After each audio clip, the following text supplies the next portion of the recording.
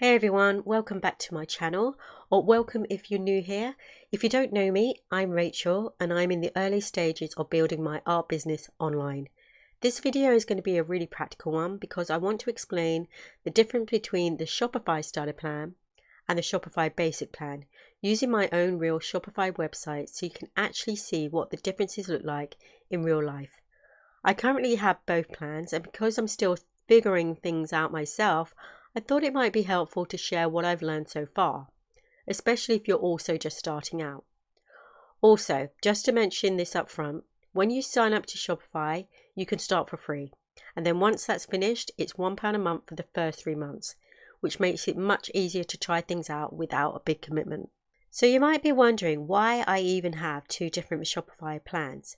My main site is rachelmayheimart.com, and that one's on the basic plan. This is the website I'm actually working on properly, adding things to, tweaking, learning from, all of that. I also have rachelmayhem.com, which is on the starter plan. I'll be totally honest, I mainly grabbed that domain name so no one else could take it. I haven't fully decided what I want to do with that site yet, but I figured I'd get it set up anyway. And because it's so simple, it actually makes a really good example of what the starter plan is like. Let's start with the Shopify starter plan. The starter plan is designed for people who don't need a full website straight away. Instead of building a whole online shop, it's more about having a simple product page, a secure checkout, and being able to share product links online. This is useful if you're just starting out, or if you mainly want something simple while you learn how Shopify works. It's also great for those who sell just on social media. Because you can start for free and then pay £1 a month for the first 3 months, it's a really low pressure way to get familiar with everything. If I show you rachelmayhem.com, you'll see how minimal it is.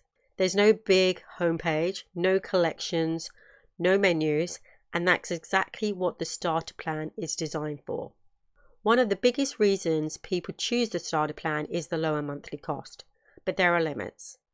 And I think it's important you know that before going in. You don't get a fully customizable storefront. You get one theme-based website and you don't get much control over layout and structure. It's very minimal. So if you already know you want a full branded website, you might outgrow it quite quickly. But if you're still exploring ideas, learning, or just want to get something live without overthinking it, the starter plan can make a lot of sense at the beginning. Now let's switch over to rachelmayheimart.com, which is on the Shopify basic plan. This is where Shopify starts to feel more like a proper website builder. With the basic plan, you get a full homepage, customizable themes, navigation menus, pages like about and contact. You could also have a blog. You've got product collections and much more control over how everything looks. Even though I'm still early in the process, this plan gives me space to build things slowly and improve the site over time as I learn. When we look behind the scenes, this is where the basic plan starts to feel different. Not because you suddenly got loads of fancy tools, but because everything is set up to support a full website.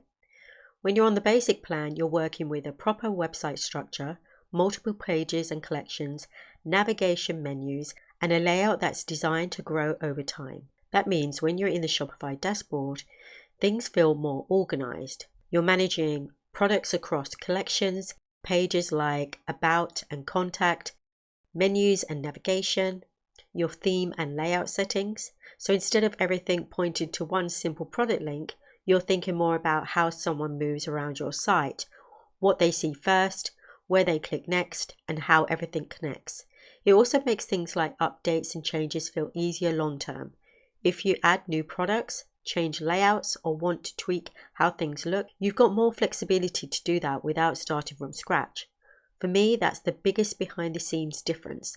The basic plan just gives you more control and breathing room while you figure things out and grow, even if you're still very much at the beginning. So which one should you choose? Here's the simplest way I'd explain it, especially if you're new. Choose Shopify Starter if you don't need a full website yet. You want something simple and affordable. You're just experimenting or holding a domain, or you're still figuring out your direction. Choose Shopify Basic if you want to start building a proper website. You care about your branding and layout. you want room to grow over time, or you already know you want to commit to Shopify. And remember, you don't have to get it perfect straight away. You can start small and upgrade later. I hope this video helped clear up the difference between Shopify Starter Plan and Basic, especially seeing them side by side on real websites from someone who's also learning as they go.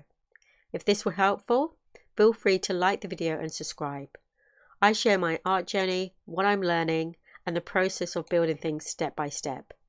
If you got any questions, leave a comment below and I'll reply. Thank you so much for watching, and I'll see you in the next video.